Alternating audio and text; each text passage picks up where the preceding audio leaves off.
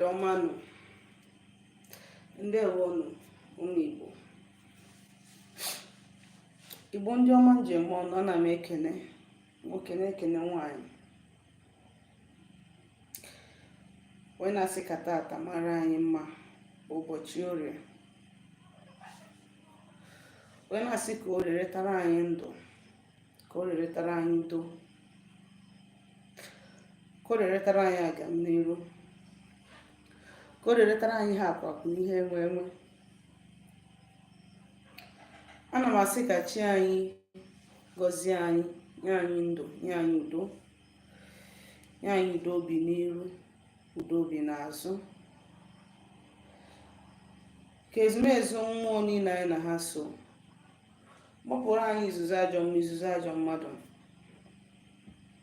ka onye ọbụla na-agwọrọ anyị ọgwụ saa n'ọnụ, ka onye ọbụla kwụ n'ụzọ akara ngọzi anyị ka aja anyị bụkwa ha ada. A sị nke ọma ka mere anyị tata wee orie, bọsị afọ, bọsị nkwọ, bọsị eke na afọ na-anọ n'ụbọchị na-anọ ise. Aka m bụkwa onye nke gị nwada gbara ọma ụzọ mmiri. Abụ m onye isi nchụaja na gbara ọma ọdịnala spiritual temple nke dị n'Enugu steeti. Eji m ohere a wee na-ewetara gị ozi ọma si n'aka ndị nna nna anyị ha, n'aka ndị ichie na ndị mbụ na ndị egede, bụ ozi ndụ, bụ ozi ọdịnala, maka na ọdịnala bụ ụzọ ndụ n'ụzọ eziokwu. Wee na-asị gị nwa bụ onye Igbo na-ege m ntị na dịka ị na-achịta azụ n'ọdịnala Igbo, n'okwa ya akpọ gị dịka ị na-achịta azụ n'ọdịnala bụ ụzọ ndụ n'ụzọ eziokwu, na ọ bụrụ ụzọ ọgwụ, ọ bụrụ ụzọ imegide mmadụ, maọbụ ikwu ekworo, ma ịta amụsụ, ma imekwa na ajọ ife ndị ọzọ dị iche iche. Ọ bụrụ ọzọkwa dịka ndị ụka ọbịa si wee na-akọwa ọdịnala, ụka ọdịnala si wee dị.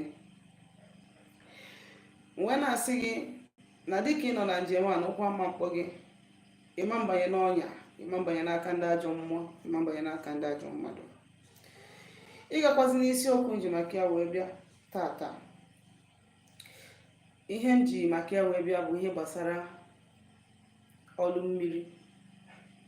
Yes, I have decided to be talking about this topic once in a while if the need arises, because why is because now that this is topic that anybody can fit in at any time. Onye ọbụla nwere ike pụta kọọ ihe ọma gbasara ndị mmiri, and a lot of people is talking about ndị mmiri, and because of the fact that many people believe that just to settle ndị mmiri is their problem, that is why a lot of people are more interested in Olummiri and ndị mmiri and all that.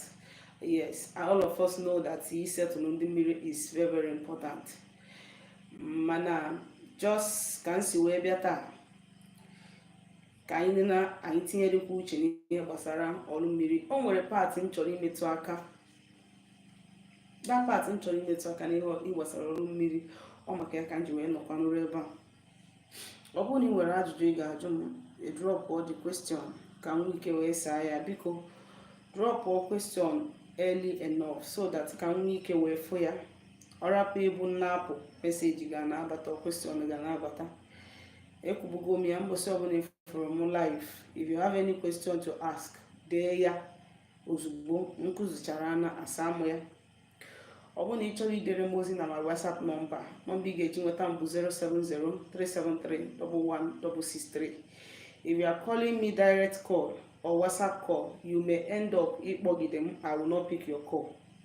Yes, I may not pick your call. So ị chọrọ ịgwa m okwu, dere m message. Ndị free for calls, I will let you know. Mmemme ka ị mara ịkpọ m. Because of the way ndị mmadụ ji akpọ m na phone, o mego m nzu another phone tinye my line na akpọ kịta. You can only get this number on WhatsApp. Ịkpọba akpọwa, you might not get the phone, you might not get me, because ihe m ga-eme we dosa the phone rụba ọrụ m na-arụ. Yes, so ndewo Maazị Tony, mgbede ọma. So ihe ahụ nji maka ya wee bịawu ihe gbasara Olummiri bụ na enwere ọtụtụ ihe ndị mmadụ na-akọwagasị gbasara ịrụ Olummiri. gbasara ka esi asetụlụ ndị mmiri and all that. But forgetting that enwere ihe wu major fact, o nwere ihe wu major key mmadụ kwesịrị center mind ya on whenever you want to settle the marine forces. One bụ that na ndị mmiri abụrụ ndị eji iwe eje enye ihe, ọ bụrụ ndị eji ọnụma eje enye ihe. Two, na ọ bụrụ na ịdịrọ pure, you are not permitted to go to the water for any sacrifice. Yes, ọ bụrụ na ịdịrọ pure as onye a na-arụrụ ọrụ, or na ịdịrọ pure as dibia na-arụ ọrụ ahụ, you are not permitted to go to the water, because water itself is purity and divine. Also dịka ibia, because a lot of people na-arapụ the main thing ha kwesịrị center their mind on, which is the connection, and the most important and primary thing ha kwesịrị focus on gbasara ọrụ mmiri, and they focus on controversial issues about Olummiri. Yes, I am here to clear the air from the best of my knowledge. Anaghị m asị na nke m the best, but ihe na-ekwu ihe mma n'ọrụgo ọrụ n'anya m so many times. Ọ bụrụ na gị nwa bụ onye chọrọ ije rụrụ mmadụ ọrụ mmiri, ma ọ na gị nwa bụ onye a chọrọ ije rụọ ọrụ mmiri na ịdịrọ pure, you are taking those things there at your own risk. Ọ bụrụ na dibịa gị na-ehi nwunye mmadụ, I used to say this thing, ọ na dibịa gị na-atinye aka na ji, o nwere ike ndị mmiri ga-ama nkwenalụ ihe on your behalf, rie ya. Ọ bụrụ na gị nwazụ nwaanyị, so ọ bụrụ na gị nwa bụ nwaanyị nọ na nsọ ọrụ mmiri, enwere ike ọrụ mmiri ga-ama nga, because mmiri na-asọ ọbara, just like ndị na-eje na mmiri egbunye ọbara na mmiri. Nke ahụ bụ topic for another day. So ọzọ dịka ibe ya bụ, when you are supposed to go for Olummiri and you are going for Iloma, or when a dibia is supposed to do Olummiri for you and the person is going for Iloma, thereby deceiving you, they will tell you na onye a dị expensive. Ndewo Jane ọzọ, mgbede ọma na m ekene, mgbede ọma maazị Ugwuanyi Chibuzo. So they will tell you, a lot of people will tell you na onye nke a na 1 kobo, and then again one na 50 kobo. For that reason, na ọ ga-eje for onye dị cheaper.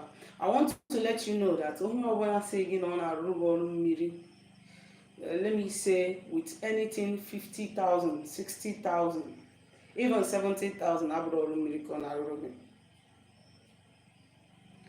Are you getting the only one saying no that eburu gị ibu mmiri with 50,000, 30,000, 70,000 abụrụ ọrụ mmiri? Why? There are so many materials involved n'ọrụ mmiri, which no matter how that person claim or not is strong, the person has to provide them.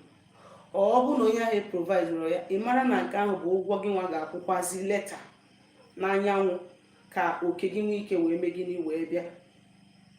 Yes, like in a situation whereby na-eji rụọ ọrụ mmiri with ọkụkọ, ọ na-eburu aja, just bunye aja na rọba jee tinyere gị na mmiri si na arụrụ ọrụ mmiri, you have not done marine settlement. Iji hụ ụgwọ ewu is either na ikpu iwelu this thing dị ewu wee jee na mmiri, ọ na ịnọ n'anyanwụ wee gbuoro ha, which na ọ bụ na ịrụcha ọrụ mmiri gị as ka asị wee gwa gị wee were ọkụkọ wee lụọ ya, ma ọ jọs kwara ibuje tinyere ha, imecha ha ga na-agba gị ụgwọ ewu. Ọ bụ na inyere ha ewu star ma nzu oke ga-ama mpụtacha ife, enwere reason nke ahụ dịwa. So ihe nna-achịkọwa bụ, ọbụla bụ abụbụ ugo eji arụ ọrụ mmiri, ndị na-azụ spiritual material mana abụbụ ugo, ezigbo abụbụ ugo na 4,000 plus. Onye ọbụla regi ya 35 chọrọ iresi gị ya, ma ọ nebighị na the one ha na-ere 500, 1,000 ka o resi gị n'ọnụ that amount. You understand? So enwere things that if you want to do Olummiri, you must get them. Onwere ndị bụ iwu, especially a hardcore mariner. If you want to do Olummiri for that person, you must make sure na ibu onye ahụ zuru oke. You must make sure na ibu onye ahụ zuru oke. And you ọ bụrụ osi na arụ nwaanyị binie ọ bụ ije rụọ ọrụ mmiri, ma o si na arụ nwoke binye obi ije rụọ ọrụ ya ọrụ mmiri. There are things that the person are supposed to be mindful of. mana ọ bụrụ ihe ndị a ka m ji maka ya wee bịa. Ihe dimentin ji maka ya wee bịa bụ enwere ọtụtụ ihe m na-anụ na mmadụ si na ama njenwu na mmiri ọzọ wee jee rụọ ọrụ mmadụ ọrụ mmiri. O nwere ka esi akọcha, anụgo m ihe a like severally, and afụtara m ya as something dị wise, maọbụ na mmadụ ama rụọ ọrụ mmiri ma ọ bụ na ọ nọghị present. I've heard of this so many times, countless number of times. Anụgo m ya, so and I want to clear this air. See, that somebody na-abịa enye ihe ọ ghọtara concerning a particular thing does not mean that thing will final. Even as I am talking to you, it doesn't mean na ihe a na-agwa gị, if you don't do it, you're gone. No. Mana ihe nji wee like omenala bụ na omenala bụ eziokwu na ndụ. When you are doing it right, you as a person, when you are doing it right. When you are doing it wrong, you will start saying it immediately that you are doing it wrong. Okay. I want to start with ndị na-asị na mmadụ ama nje na mmiri. That is, ọ bụrụ na iwu onye ka ebe m na-eji wee nye example. Ọ bụrụ na iwu onye Oji River, ka m were Oji River now. Ịbụ onye achị na Oji River, that and mmiri achị bụ ihe nọrọgo ụwa, na ịma njenwu na Udi ma ịma njenwu na Nkanụ jee rụọ ọrụ mmiri, that iwu n'ọnọ mmiri chiga ahụ ka ị ga-eje. Onye na-agwara gị? Who told you? I've told you people that first thing mmadụ ga-eme ka igodo sure dị sure na gị na chi gị dị na mma, ndị ichie gị dị na mma, aja na gị dị na mma, arụsị be nna gị na ikwu nne gị dị na mma. Ọ bụrụ na enwere mmụọ ndị nna nna gị ha fere, ime ka sure na gị na ha dị na mma. All these entities are very very important and vital na gị na ha dị na mma.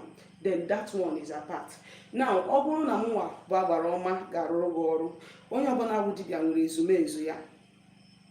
If I want to work for somebody from Cameroon, I may not possibly start going to Cameroon. I want to work for somebody from Abeokuta, I will not start going to Abeokuta. Onya ka eji nwee mmiri, nwee connection.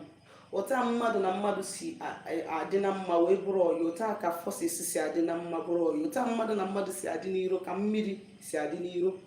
I have seen mmiri n'obodo ma ọ ya bụ ikute nke a tinye na nke ọtụpụ ya, ha na-aba ada eriko, ha na-aba adịrọ ọma mma yata.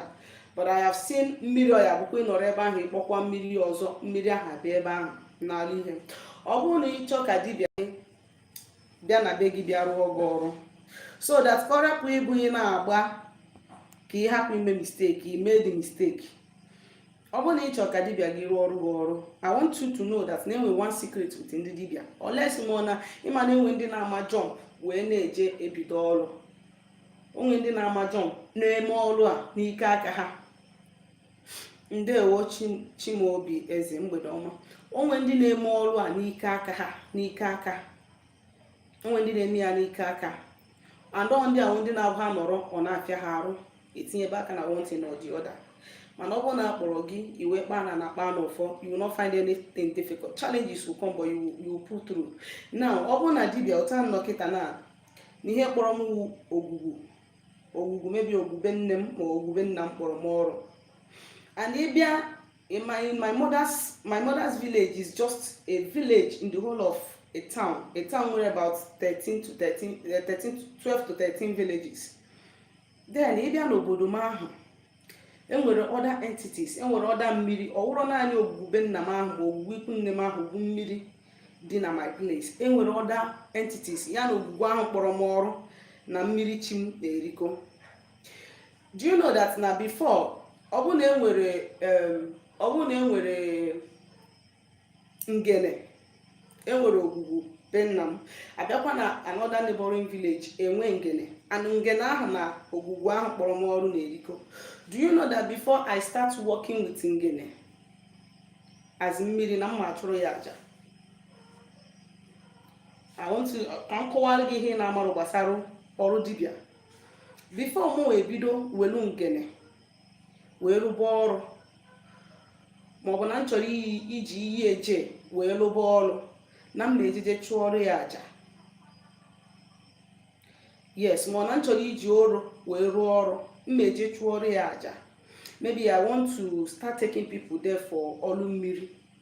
First thing mmemme bụ that I must consult wee mara ma ọ ya permit m ka m bịa.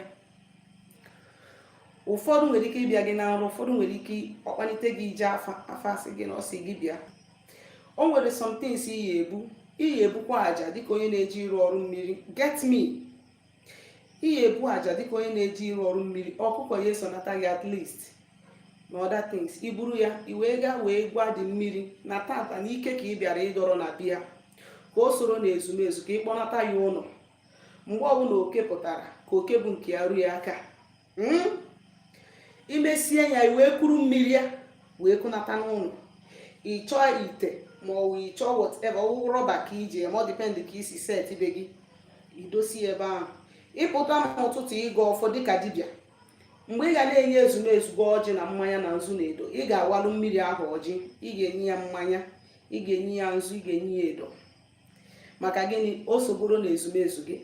O wee nwekwa mmiri ọzọ ị discover ị chọrọ ije, the same process iji wee jee na nke ọzọ ka ị ga-esi wee jee ebe ahụ wee jee konata ya. Then ọ bụ na ime ha, that is the only time you are permitted to. Maybe na ị gbara afa, mmadụ chọrọ ịrụ ọrụ mmiri, ị gbaa afa, ị jụọ mmiri a ọ gị be gị ka m ga-abịa, ọ gị nwa ga-eje ozi a, ka nke a ka m ga-eje, ka nke ọbụla ya eje ọrụ n'isi onye ahụ. Maka na ụtọ iru anyị si wee dị iche iche, ka mmụọ na-eso anyị si dị iche iche. Ụtọ a ka ị ga-esi wee mee gịnị? Wee jụzie mmụọ ị ga-eje wee rụọ ọrụ n'isi. Ọ bụrụ mmụọ ije n'iru ya wee rụọ ọrụ n'isi Okonkwo ka ị ga-eje n'iru ya wee je rụọ ọrụ n'isi Okeke. Ọ bụrụ mmụọ iji rụọ ọrụ n'aka ka ị ga-eji rụọ ọrụ n'aka. Maka gịnị? Na mmụọ na-eso onye dị n'iche n'iche. Mana gị nwazi dibịa, ị ga-enwe mmụọ niile aza ezumezu, so that ka ọ rapụ ịbụ onye ọbụla bịara ịkpọrọ ha ji ofu, onye ọbụla bịara ịkpọrọ ha ji ofu. Enwere ndị mmụọ